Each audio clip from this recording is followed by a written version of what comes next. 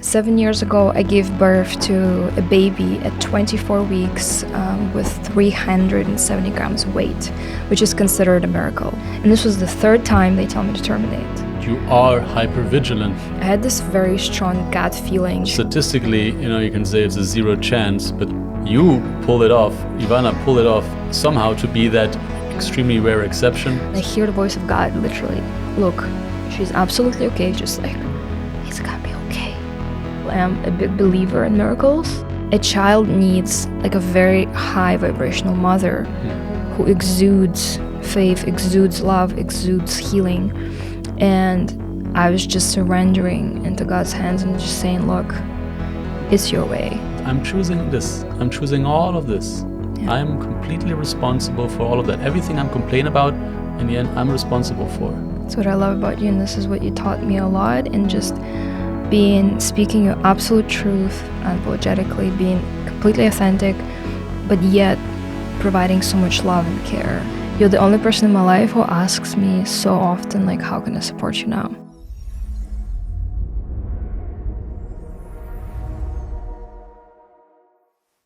Hello everyone, my name is Maria, and this is my husband David.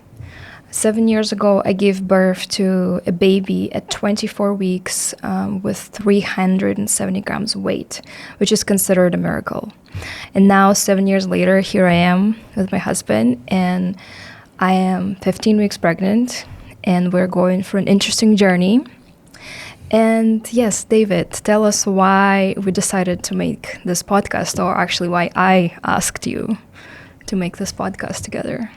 You asked me why we're doing this, and it's because several times you've told me we gotta sit down at some point for you to tell me the whole story, all the things that I don't know about your history, about pregnancy and all the complications, all the stress, drama, because apparently there's a lot I don't know, and you thought it was quite important to share that, and had the idea then, why not share that with a wider audience at the same time?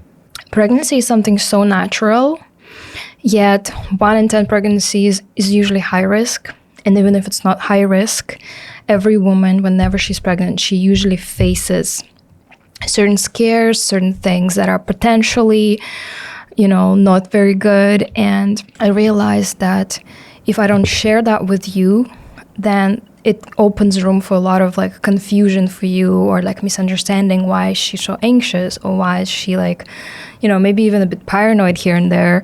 And on top of, we do have hormones, and hormones shift while you're pregnant. It's a tough journey to navigate for a couple.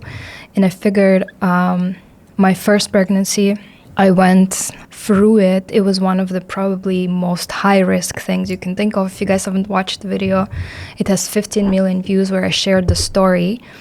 And I came out of it on the other side. My baby is absolutely healthy. She's 7 years old. She has like no conditions. But the amount of possible things that could go wrong was so intense. And whenever you go for something, you can call it traumatic.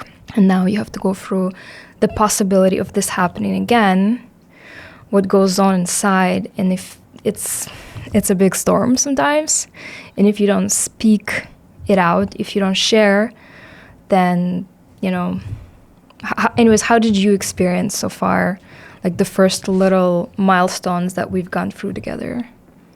You're talking about the current pregnancy? Yeah. Well, I'm very happy about the absence of PMS. Also, you started enjoying a lot of the junky food that I used to eat. Now you're open to all the different foods, and even more than I would do. Before that, you were very strict with that. I do think you are laughing at my jokes more. I guess I'm less tense. That's where you want to go. Whenever you have a weird or like unexpected or just irregular craving, I tell you, just tell me that the baby wants this right now, and I have absolutely no hesitation of allowing that or making it happen somehow. That's a cool thing to experience. David, the baby wants a virgin mojito, something like that. I was like, oh yeah, of course, if that's what the baby needs right now. Yeah. Yeah, before we dive into further things, I wanted to express how grateful I am that you are, like, this experience of pregnancy is just so different that I'm able to just say what I need without hesitation, and you're there to meet my needs, you're there to support me, and you really are like someone very special who actually listens and cares, and with whom I can share all the hard things without feeling like I'm too much, or without feeling like, oh, I'm gonna overburden you, now you're gonna get scared. And this just means a lot. Like, the experience that I've had so far in the last 15 weeks has been a blessing, and it's been so smooth, but yet there's still so many milestones to come. And there's still, like, every milestone, like every ultrasound, when I know that, you know, at this time in my previous pregnancy, this and this went wrong, and I'm just like waiting in hesitation and fear a little bit and anxiety a little bit. And then when it's all good, it's just such a big celebration. And in my first pregnancy, I realized that I had certain tools that without those tools, I think the outcome would have been very different. And now I have even more tools that allow me to put this traumatic experience aside and be present to what is, and not be overwhelmed by this 30-40% possibility of things going wrong. But you are hypervigilant. I'm hypervigilant. Sometimes yeah. I got triggered by your insistence on doing something at a certain time, a certain way, especially with regards to hospital visits, or like getting appointments in super early. Just like, I have no context for that. Exactly. Right? So I had no idea why this was so important, and you got frustrated because it's probably too long of a story to tell me in that moment when we're having that situation. But it's informed by your previous experience to be cautious about certain factors that you first want to get out of the way. You need a peace of mind. I need a peace of mind. And when I share that, it allows me to have more peace of mind. And I think a lot of women, they hold so much inside in their pregnancy, and they go through it alone, and they carry all these fears, anxieties by themselves, especially if they've had previous high-risk pregnancies. So for me, it's just such a beautiful experience that I can bring it out in the open. And today, I will bring out in the open a lot of things that David doesn't know yet. We met 3 years ago. By the way, we were married for almost 10 months. And, for 10 months. It's almost a year since we've been married. And you don't know what I've gone through. And if you're somebody who is struggling with severe anxiety, it's a disclaimer, you should be careful, and the things that I will be sharing today could be triggering. But if you're someone who is experiencing like regular anxieties, you will actually find a lot that I'm sharing today very helpful. My story is an example of going through it, going ahead despite the anxiety. The anxiety can be here, the fear can be here, but it doesn't overtake you. When I got pregnant, the second time, I knew that the risk of my story repeating is about 30-40%. With each milestone, the risk becomes less and less and less. Now it's roughly about 20. I do a lot of research. I do a lot of articles, but that's not to make myself more anxious. It's for me to be aware and prepared, and just then put it aside. And 20% based on you previously having had a high-risk pregnancy. Yeah, so in my first pregnancy, I had preeclampsia, and I had intrauterine growth restriction, meaning that the baby wasn't growing properly because there were certain conditions which I'll talk about. And it's actually a fairly common situation with high-risk pregnancies, that babies are smaller. It involves a lot of risks. So basically, right now, let's say right now it's 20%, let's say roughly 30%, that something could repeat, to maybe not to the same degree or less. I could be somebody who lives in those 20%. So my mind is constantly overwhelmed by the risks, the anxiety of, these 20% could take over me. But I'm managing to actually put this aside and be like, look at it from the side and be like, okay, this is 20-30%. There is 70-80% that everything will go right. And I live in that moment and appreciation that every milestone is a little victory. And just like you said, sometimes you don't understand why I have to have certain thing like so soon and how important it is, and you're missing a context. That's why I guess we're here. What do you know for certain already that's gonna be needed based on your previous pregnancy? So let's just go a little bit to the beginning, and then we'll get to what's ahead. So let's start from the beginning. If you remember my first episode of like anxious Beginning of behavior, what? the beginning of the pregnancy. So let's go to the very, very beginning of the pregnancy?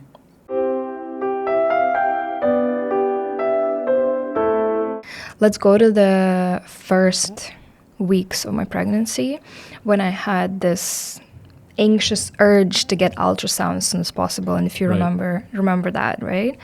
So the context for that was that in my first pregnancy, and this is very unique, it doesn't happen often, one of the first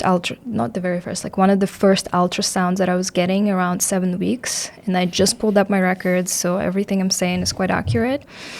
The doctors said that I have to terminate because the fetus, the location of the embryo was on the border of the uterine tube and uterus, and this is considered a type of ectopic pregnancy. So the embryo was not inside uterus. So when you ovulation happens, the fertilization of the egg happens, it starts to travel through the tube to the uterus.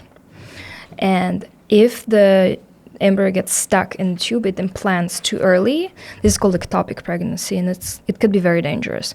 So my embryo stopped kind of like right on the corner where there's a lot of blood vessels, and if it ruptures, you could lose the whole uterus. So when the doctors saw that, and I don't know if this was a wrong ultrasound machine or if the embryo later decided to move lower, like I have no idea. It's difficult to understand. Basically, at 7 weeks, I was bleeding. First of all, doctors were like, almost like you're miscarrying, because there was so much bleeding.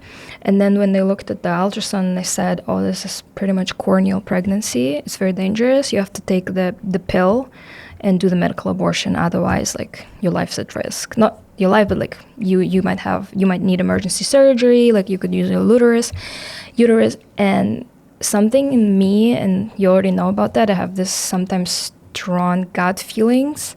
I had this very strong gut feeling that something's off. Like, it doesn't feel right for me to take this pill and do the medical abortion. And I said, no, I'm not going to do that. Let's repeat the ultrasound. Let's wait. And the doctor's like, you're crazy. You have to stop eating. We're going to put you on IV because anytime we might need to put you into emergency surgery. And I was like, okay, then let's do that. This was 7 weeks. So remember when I was like, I gotta know that this is not ectopic pregnancy? This was because I had that experience. So what would they do in emergency surgery? They remove the whatever is left of embryo if it ruptures, and then I might not be using all the right medical terms, and because it's risky, like you could you lose a tube, you could lose like a portion of uterus, like it could be all kinds of complications. So basically, when at 7 weeks my ultrasound got pushed to 8 or 9 weeks, I started to almost panic. I was like, I gotta get it done now. And you were like, what's going on? Like, why are you like this? And then I explained to you, because I had this big fear, like I had this big scare in my first pregnancy. I had to just know for the peace of mind.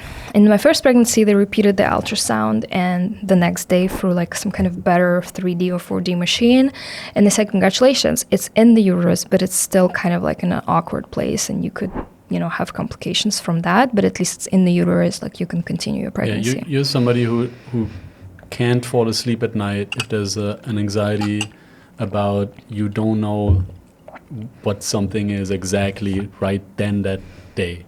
Like sometimes it's hard to put a certain scare away, and yes, I can try to like manage and not think about it, but my mind has to be clear. Like if there's something that's complicating things in my mind that I can't focus on work, I can't focus on my creative things, it's just going to bother me. So if I can find out sooner rather than later, this is what I need for the peace of mind. And thankfully, they were able to give me a fast appointment. And I just was so overjoyed when I found out that everything's good. In my first trimester of the first pregnancy, I had a large hematoma. So potentially, this was from the second embryo. What is a hematoma? Hematoma is bleeding from like blood vessels rupturing. But basically, the hematoma is usually close to the embryo. But this hematoma was like a bit far. And potentially, the hematoma happened because there was a second embryo, like a twin, who was miscarried. The ultrasound at that early of the pregnancy stage can't like tell you for sure, but a few doctors confirmed with me, and later I researched by looking at my ultrasound reports that this was potentially like very, very possible. So because there was this hematoma, it didn't heal fast enough, and pretty much my whole first trimester I had bleeding. In this pregnancy, I had implantation bleeding, and it lasted about a week and a half. Implantation? So whenever the embryo implants, it can cause a little, it's not even bleeding, it's like spotting, like little drops. And in my pregnancy, this is how it started and then transitioned into bleeding. So the first few weeks, like 6, 7, 8 weeks, for me, it was a lot of like anxiety and fear, like, oh my God, is it going to stop? I hope it's going to stop. I hope I don't have the same situation where I'm bleeding. And it stopped, and it was such a big victory. And then when I saw it's not ectopic pregnancy, it was another milestone of like relief. And then the next one was, I was speaking to my doctors in Canada. And by the way, we're in Spain right now, but we're traveling to Canada in a couple of days, and I'm going to give birth in Canada, where my high-risk obstetrician is. So when I was speaking to my Canadian doctor via email, right away she reminded me that I need to start, like I knew that, but she reminded me that around 12 weeks I need to start taking aspirin. So what is aspirin? Aspirin is medication. It's a special type of aspirin, a special dosage, and it prevents, to a degree, preeclampsia happening again. It doesn't prevent it 100%, but it creates more possibility that I won't have preeclampsia. So hold on. Was preeclampsia the thing where it gets stuck in the tube? No, that was ectopic pregnancy. That's the ectopic pregnancy. Preeclampsia was a high blood pressure. No, hematoma is bleeding. Yeah. So preeclampsia is usually in the second to third trimester, women can develop high blood pressure. And this high blood pressure can prevent proper blood flow to placenta into the baby. And this high blood pressure, because you're pregnant, it's especially more dangerous for your life. Number one you can do to prevent maternal death is check your blood pressure regularly to make sure that you don't have preeclampsia, because it's very preventable. Once you know you have preeclampsia, if you take medication, then you can have much better outcome. So at 12 weeks, I urgently needed to get my aspirin, and somehow the Spanish doctors weren't aware enough, even though I told them. And they're like, oh, you can start at like 16, 15, 14 weeks. But I researched it more, and I'm like, I need to do it at 12 weeks. So They were emphasizing that different countries have different protocols, different protocols and philosophies about that. Yeah, I looked at some research articles, and I was like, no, between 11 to 14 weeks is the best window, but of course I want to start as early as possible. And if you do that, it later prevents preeclampsia. If you don't start it within 11 to 14 weeks window, then you're running a higher risk of preeclampsia repeating. So because I'm on aspirin now, the chances of a good outcome are increasing. Now, this was the second time when I was like, I gotta get the appointment now. I have to start it now. So when you had your first pregnancy, did you have preeclampsia? Yes. Did you have blood pressure medication? Yes, but because they didn't know that I'm at risk of developing preeclampsia, Right. I didn't start medication early enough. Yeah, right. You can't predict that kind of thing. Okay. Let's go back to my first pregnancy. I'll tell you about the scare that I had at 18 weeks. So at 18 weeks at the ultrasound, I think my case is very special, but I mean, I hear stories of women facing all kinds of similar things. So at 18 weeks, I had this anatomy ultrasound. So every woman between 18 to 20 weeks goes through anatomy ultrasound. The purpose of this ultrasound is to see like all the organs are developing properly in the child, like everything's going right, placenta formed properly, and you can find out the gender at that point as well.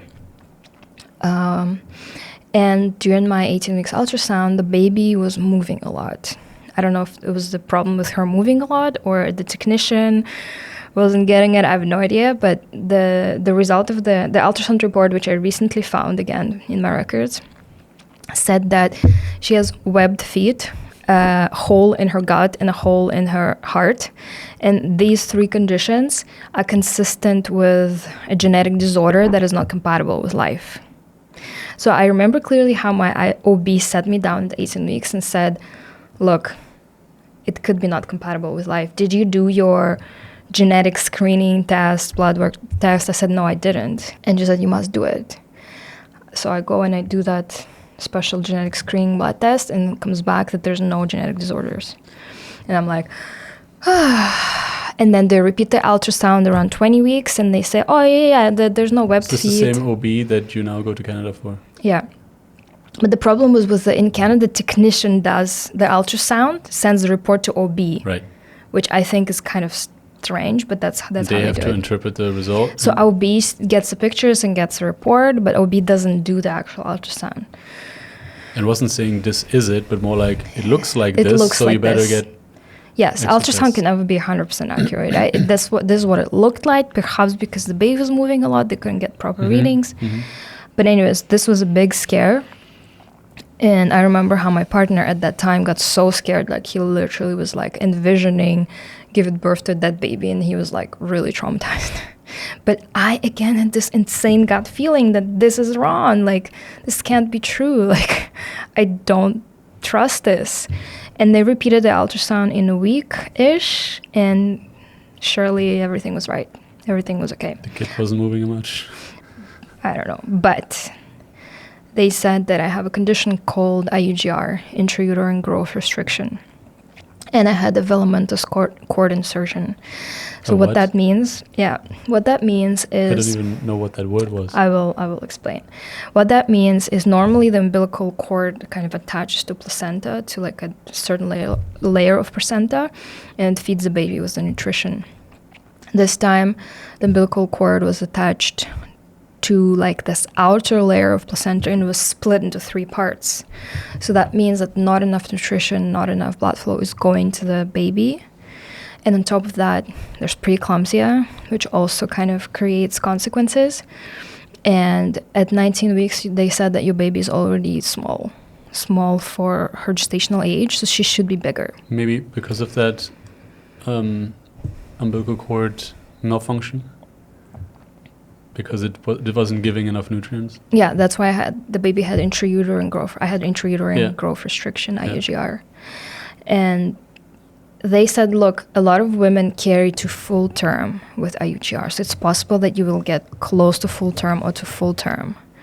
But also with this condition, it's possible that you might deliver very early. Like, you know, if the baby is not growing on time, there could be all kinds of conditions and diseases. So much uncertainty, so much potential for disaster in that those interpretations. Yeah. And again, I didn't give into this big anxiety. I just continued my life. I remember doing some immigration seminars for work, and I actually started to feel a bit better. In my second trimester, the bleeding has kind of gotten under control. In my first trimester, I had so much bleeding. I had so much nausea, vomiting, like I wasn't gaining weight.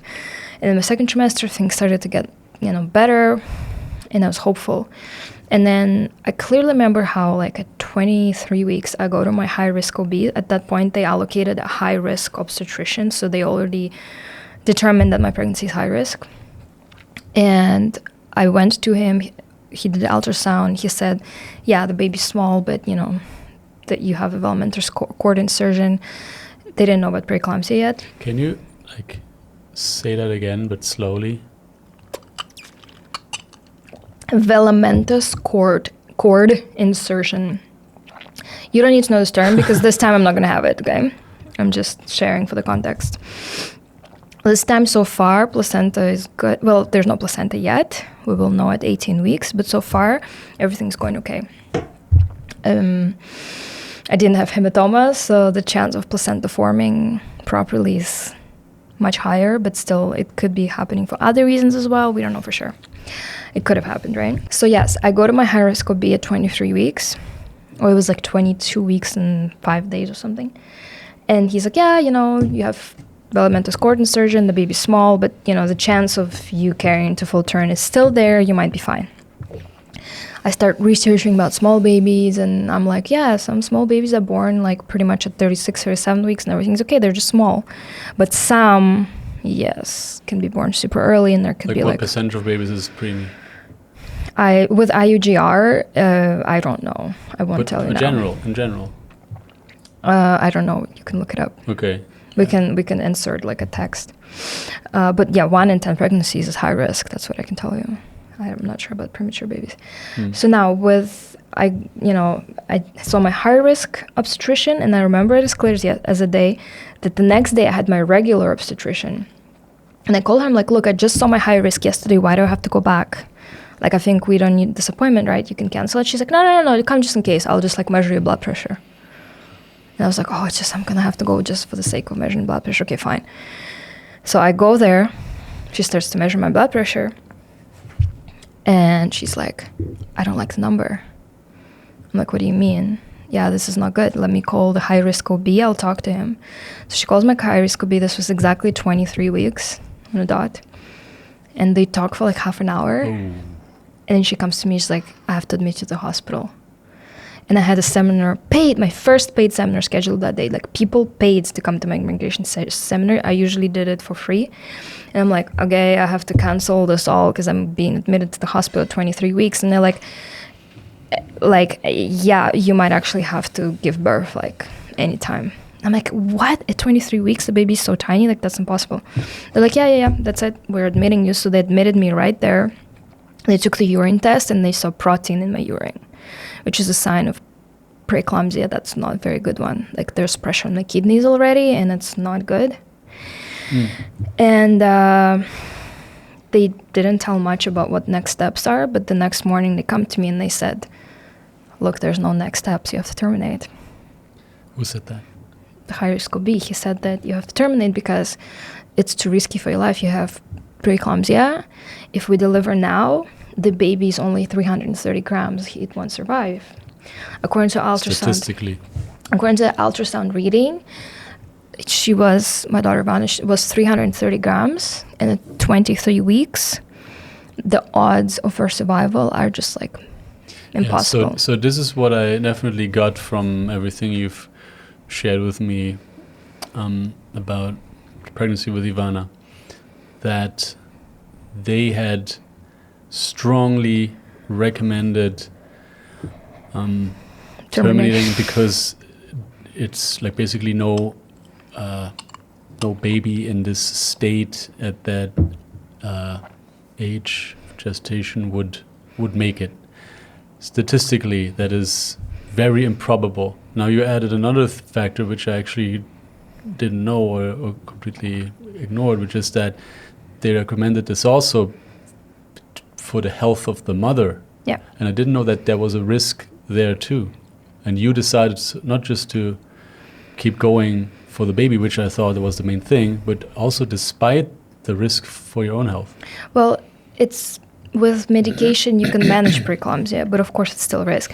Their logic was, why would you go through major surgery called C-section to give birth to a baby that's not going to survive and keep risking your blood pressure, which is already like high? It's not good for your kidneys. It's not bad. It's not good for your health.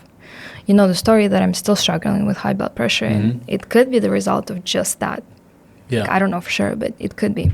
You assessed the risks and decided it's worth it. Again, and this might be a consequence. Again, at that moment, I had, like, when you're pregnant, something happens to your brain. I don't know if other women relate. We start developing this like intense intuitive feelings that we can't ignore. They're so strong. Yeah. That's what happened to me. I was just like, no, I don't know what you're talking about, but I have this very strong feeling that she will be born, she will be okay. And no matter how she is, like, I'm ready to be a mother. And so 23 weeks, they're basically like, you got to terminate. And this was the third time they tell me to terminate. First was when they thought it was ectopic pregnancy. Second, when they found out that it's like webbed feet, got in your stomach, a hole in your stomach and in your heart, and it's probably incompatible with life. And they did tell me you should terminate at that point as well. And if I don't want to, I can do the blood test. I was like, I'd rather do the blood test first. And then the third time, this time it was actually very, like, if you think about whether it made sense, it made a lot of sense. What made a lot of sense? At 23 weeks with 330 grams, a mother who has preeclampsia, pretty bad filamentous cord insertion and IUGR to recommend to terminate. Yeah, so you understand the position. I understand their position. I'm not trying to say this was, like, some people see my story on YouTube and they start saying how doctors could do that. Like, no, it makes total sense, because too often they see mothers who they don't warn, and these mothers abandon babies because the child is born so weak, so sick, and the mother's just like, I don't want it. So they have to make sure the mother's ready. They don't want to see these poor, abandoned, sick children. That's their logic. And basically, I said, look, let's wait. And they're like, what do you mean? I'm like, I started reading articles, I started showing them. I remember how I showed them an article that a baby at 28 weeks was born with less than 330 grams and survived. We don't know the fate of the baby, we just know it survived, right? It could have been extremely disabled, most likely. But I was like, look, and they're like, but that's 28 weeks, it's very different. So there's two factors, the weight and the gestational age. The longer the baby's inside of you, the longer it hears your heartbeat so close, gets all the nutrition, the brain has time to develop in this quiet, secure, safe space of the mother's womb. The earlier you take your baby out, and there's all these stimulation, sound, needles, IVs, the more risk it is for the brain to just get too overwhelmed. And most babies like this develop cerebral palsy or even worse conditions, right? So gestational age is very important. The longer the baby's inside the womb, the better. And the second is weight. If, the baby comes out at 25 weeks and with a healthy weight for that gestational age, the odds of baby surviving and being okay is actually quite high these days. I don't want to say 50-50, but it's a pretty good percentage just with proper care. Fun fact, I myself was born on the other side of the spectrum. They were just about to do C-section on my mom because it took so long for me to be born. I was like getting way too big, but then just, basically I guess when I heard them say that they're going to do it, I was like, okay, fine, I'll come out. You heard them say. But that's a risk of another sort, right? And you were a big baby. That's more of I guess it's more of a risk for the mom. Yeah, but I mean, you were 5 kilos. 6 centimeters. Yeah, you were a huge baby. So basically, like, gestational age is very important, and then the weight is important as well. So at 23 weeks, according to protocols, you can already give birth to a baby, but at 23 weeks, the baby should be close to like 600 grams. At 24 weeks, it should be like 700 something grams. And now at 23 weeks, my baby's 330 grams, and it's not growing much. They're like, look, the gestational age is too little. And another thing is they measure blood flow to placenta, and my diastolic blood flow to placenta was 0. That means What? The blood flow to placenta is pretty much non-existent. So I remember calling like my friend whose husband was a doctor, and he's like, look, like, the baby can't stay inside of you because it's not getting nutrition. Right. How is it going to grow? It has to come out because then we'll feed it. But then the doctor's like, no, at 23 weeks with this weight, it can't come out now for a C-section because it's too little. Like, there's no medical precedent for this being possible. It's just, you're like, it's impossible. And then I started calling like top doctor in Israel. I found this like research institute and called one of their top doctors through like certain connections. And they're like, okay, send me your like Doppler numbers, like the diastolic, flow to placenta, like some other details. I send them, and both doctors are like, just get ready for the next pregnancy, just give up. And these are like pretty small doctors. And I was like, great. And then I just couldn't accept it. I couldn't accept that this is the outcome. And I remember they couldn't force me out of the hospital, and they couldn't force me to do the termination. And I remember this day when I'm like, okay, so if I do terminate, what does it look like? And they're like, we will just induce labor. And I'm like, what if when you induce labor and I give birth, she's actually breathing? And they're like, then we better give her a needle inside so she stops breathing inside of you, and you basically give birth to that child. That was their proposal. And I was like, I don't know, I can't do that. So I kept kind of postponing the decision for roughly a week. And they keep coming to my room every day and like, look, when are you going to make this decision? When are you going to make this decision? And I just remember having like intense headache, couldn't sleep, like I was crying most of the day. And then I was very like, and I still am a big believer in miracles. And I've seen miracles happen in like the life of my sister. It's like a long story. And somehow I believed in a miracle. And then all of a sudden I see a dream.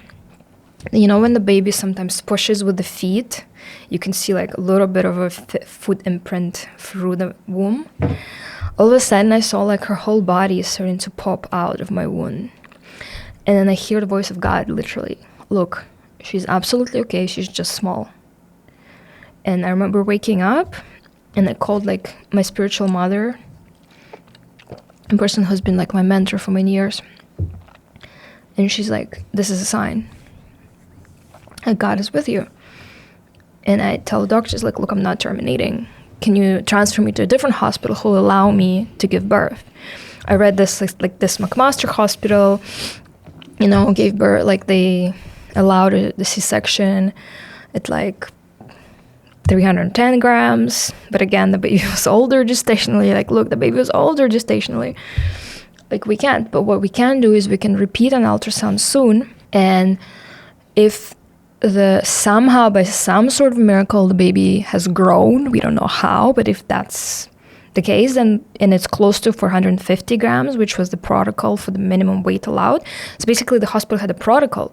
If the baby is not 450 grams, it used to be 500, but they could be okay with 450. Maybe after your case, they lowered it even more.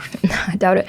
So like at 453 grams is 1 pound. So like if the baby's 1 pound, the chance of the baby being healthy is 0, but it can have all kinds of disabilities. But with 1 pound, we can allow a C-section. And now they repeat the ultrasound, and it was 24 weeks when they did the ultrasound, and the baby showed 430 grams, the ultrasound. So she basically tricked them. Ultrasound measurements are never 100% accurate, right? So it wasn't really 430? No. Because if it was what it was, 370 grams, they wouldn't have allowed a C-section. So basically, they're like, okay, by some miracle, it's 430 grams. It looks like 430 grams. Oh, it looks like 430 grams. So you have to stay in the hospital. Every day we have to measure the heartbeat of the baby. Like, it's a special way to measure it for like over the period of, I can't remember, like 10 minutes, I can't remember. I had to put like some kind of belt that measured. And then every day in the morning, you have to do ultrasound.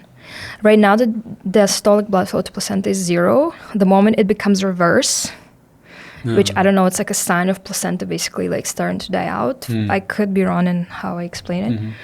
Mm-hmm. Then the moment it's reversed or the heartbeat starts to become not stable, we will do emergency C-section. So for the next 6 days, every morning they were doing the ultrasounds. And then like a few times a day, I believe they were measuring the heart rate. The heart rate was really good. Like, it was very stable. Like, all the numbers when they do ultrasound, like everything was good except for the diastolic flow was so like 0. And then when she was 24 weeks and 6 days, it showed reverse. And they immediately like sent me for the C-section. When you are born, the chance of the baby breathing by itself at 24 weeks is pretty much close to 0. Mm-hmm. Right? And I asked the doctors, are you going to resuscitate? And they said, we're not going to take any extra crazy measures because they will just kill the baby. There's no point. So they said they will take some really light resuscitation measures, not to kill the baby because it's just going to be detrimental. But when she was born, it was a C-section. I'll never remember this moment in my life because it was probably one of the happiest moments in my life. it was a C-section where I'm conscious, right? And all of a sudden I hear cry. Because you didn't see what was happening. You had the sheet in front of you, so yes, but you all didn't of a sudden I hear a squeak. Like you're just laying there waiting. You don't know what's happening, and suddenly you hear something. Like a cry. It was more like a squeak. Like, Wow, yeah, I totally get how that is cathartic. Like that's just. Yeah. I was like, what? And even the doctors were like, what? And then from that moment, I felt this like, cloud of peace come over me. It was like the presence of heaven or something, just like, it's gonna be okay. Because I knew that like, there's still like 4 months ahead of like, it's like walking on a tightrope every single moment that, you know. Just kind of to break it down simply, like, because pregnancy usually would be 9 months. Yeah. So she was 24 weeks. Out of 40. So that's what?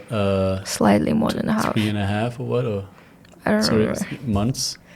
No, not 3. It's like... I don't know. Doesn't matter. 24 weeks. Okay, but like between 3 and 4 months, like basically under half of a regular pregnancy. A little more than half. So a little more than half, right? Yeah, it's close to 5 months. Yeah, out of 9. Yeah, and but that moment when she cried, it's like something supernatural came, like a peace came, and I was like, this is a sign that everything I've been feeling before, and kind of like the dream I saw, everything is true. Like it's gonna be fine. But it was just the beginning, right? And so she was born, and months later, when we were already like being close to being discharged from the hospital, the doctors shared the story with me. So first of all, the nurse who was on duty was the most experienced nurse in the hospital. She became like, she's honestly like a godmother to us. The doctor who was the main neonatologist who was talking to me while I was in a high-risk unit for 2 weeks, she was talking to me every day. So she knew me so much because she would come to my room and be like, so what do you know? Tell me. What do you know? And I will tell her all statistics. I'm like, oh yeah, I understand there's a 1 in a million chance that she'll survive. And there's no chance that she will be healthy. She'll probably have like cerebral palsy. She might never be able to breathe on her own. She might never be able to eat on her own. But I'm like, it can happen with any child. Yeah. So does that mean I'm going to abandon her because of that? Too. Anything can happen after birth. Like, this is my child. And she was looking at me like I'm crazy, but I think she, over time, got confident that I'm kind of the right kind of person to handle no matter what happens. So when Ivanna was born, they're trying to measure her weight. And as I said, the first time the scale showed an error. And then they put like a hat or some kind of like, she was wrapped in plastic. They measured again. And it showed 390 grams. But because she wasn't fully naked, she had like she was wrapped up in like a plastic hat. Their estimating was like between 370, 375 grams. So the protocol is 450, right? Yeah. So any doctor could have been like, there's no point. We're not going to do much. So statistically, you can say it's a 0 chance, but they ignored some of the numbers behind the 0. Depending on who I was. Someone at some point is going to pull it off. You pull it off. Ivanna pull it off somehow to be that extremely rare exception. So look, in Soviet Union, when the baby was born less than 1 kilo, they put him in a bucket. They didn't even try. So in this situation, there could have been doctors who would have just been like, we're not going to do anything. This is a dead case. But she's crying, right? She's breathing. They know it's not going to last long. She'll get tired eventually. They have to ventilate her, eventually put the tube down her lungs, right? And then the doctor goes like, put a mask on her for now. Because they realize she's too fragile to intubate her. Yeah. She's breathing. She's like, give her some time, put a mask on her, an oxygen mask. Oxygen mask is given for like much older babies or when, let's say, the baby's too fragile to be intubated for a little bit. So they gave her a mask. She was on the mask for some time. But the doctor said, like, when she said put a mask on her, the team, there's about 10 people who are there when the baby is born. There's like respiratory therapist, a nurse, like a this and this and this and this kind of specialist. They're all like, what do you mean? Like, put a mask on her? Are you crazy? They basically were saying, are you crazy? And she goes like, no, put a mask on her. So she kind of There's like... no mask of that size, right? they had to like improvise and figure it out. Like there are tiny masks, but she was too tiny. Like they had to improvise, and they made it happen. They put a mask on her. And then later on, the first nurse who was in her room, she told me like when she was walking into her room, it was like she was walking into a death camp. That's what she shared with me. When she did that, when? So the baby is, is born, they do everything they need to do, then they put the baby in a room inside an incubator. And then there's supposed to be a nurse who takes care of this baby. And the nurse shared with me, like, when she walked into Ivanna's room and saw the weight and everything, she was like, it was scary for me. It was like I was walking into a death camp. And the doctors made a video for me. I was obviously, like, I had to recover post the surgery. And the surgery that they do in these cases is not a regular C-section. It's called classical C-section, so it's like much more invasive.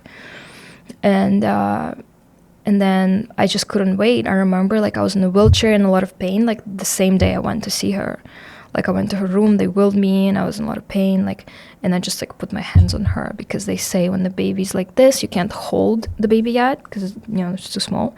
But if you put the hands on top, it's called a hand hug. On it's top like of the you baby? put hands on top of the baby so you kind of contain it and it feels you. Because there's a lot of connection between the baby and the mother.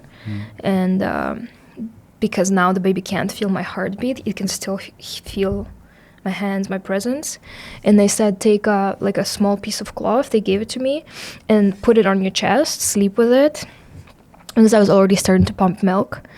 And they said that the cloth will smell like milk, so it'll smell like you. Wow. And then we will cover the baby with a cloth. So those are like, you took all the tools out of the toolbox that you can do it for such a situation. So the doctors at the hospital are just so amazing. Like they're so experienced and they consider these things about like intuitive connection of mother and child, right? And then like research shows that the more the mother holds the baby in her chest, the more chance that it will develop better. And it's called kangaroo care. And they told me like, look, as much kangaroo care as you can do, the better. And I did it like as much as possible. Like I remember there were days that I held her for 8 hours when she was a lot older, of course. And the first time I was able to hold her was at 3 weeks. Before that, they didn't allow me because she was way too tiny and she was on the on the ventilator. So yeah, this was just the beginning.